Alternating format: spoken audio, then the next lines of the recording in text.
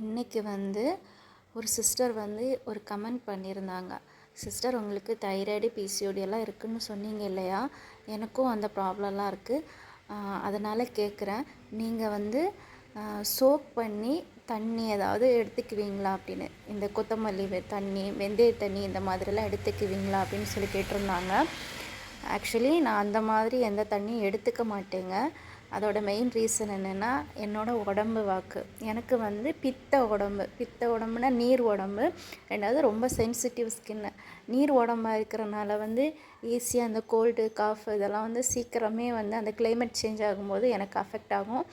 ரெண்டாவது, எனக்கு தைராய்டு என்னோடய குழந்தை அபார்ஷனுக்கு அப்புறம் கிட்டத்தட்ட ஒரு 9 வருஷம் ஆயிடுச்சு. அப்போ தான் 9 வருஷம் ஆயிடுச்சு அபார்ஷன் ஆகி.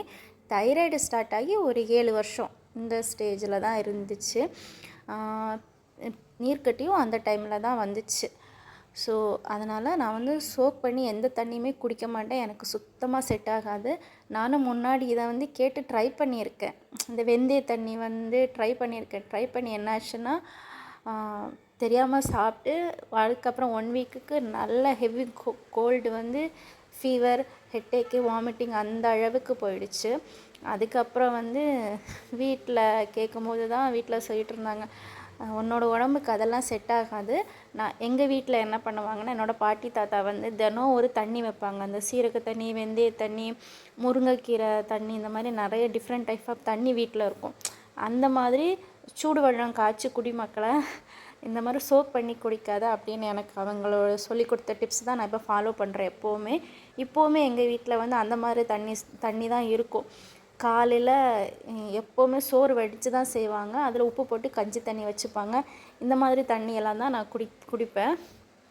அதே மாதிரி இன்னொன்று என்னென்னா, எனக்கு ஏழை மார்னிங் எழுந்திரிச்சு டீ காஃபி குடிக்கிற பழக்கம் சுத்தமாக கிடையாது. என்னோடய டீ டைமே ஒரு 10:30, 11 o'clock அந்த டைமில் தான் குடிப்பேன். காலையில் எப்போவுமே எழுந்திரிச்சோன்னா ஃபஸ்ட்டு ஒரு cup hot water, warm water குடிச்சிக்குவேன். அதுக்கப்புறம் நான் சோக் பண்ணி 3 விஷயம் மட்டும் எடுத்துக்குவேன். இஞ்சி, அதுக்கப்புறம் பூண்டு, நெல்லிக்காய். இந்த 3மே வீட்டிலே தேனில் ஊற வச்சுக்குவேன். ஏதாவது ஒன்றை மாற்றி எடுத்துக்குவேன். ரொட்டீனாக எடுத்துக்க மாட்டேன். இந்த மாதிரி ஏதாவது ஒன்று மாற்றி எடுத்து சாப்பிட்டுக்குவேன். அதுக்கப்புறம் தைராய்டு பிசிஓடி இருந்துச்சுன்னா இன்னொரு விஷயம் சொல்லுவாங்க, ஒரே குக்கிங் ஆயில் யூஸ் பண்ணாதுங்க. அதுக்கு பதிலாக எல்லா டிஃப்ரெண்ட் ஆஃப் ஆயில் இருக்கும்.